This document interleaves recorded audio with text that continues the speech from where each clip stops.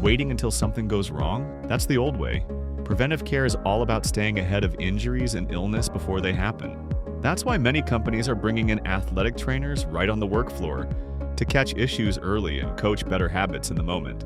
Real-time data from wearables or self-check apps gives employees personalized reminders and recommendations designed to keep them in the zone, not on the sideline.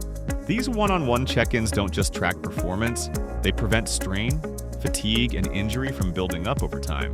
Screenings and task analysis help tailor care to the specific demands of each role, keeping prevention practical and job-specific. When you combine frontline expertise with real-time insight, you get smarter interventions and better outcomes. From warm-ups to water breaks, preventive care blends into the day. It's not extra, it's built in.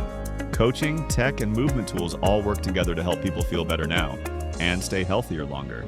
Because the best way to treat injury is to stop it before it starts. That's the power of preventive care. Learn more about real-time, personalized care. Visit medcor.com.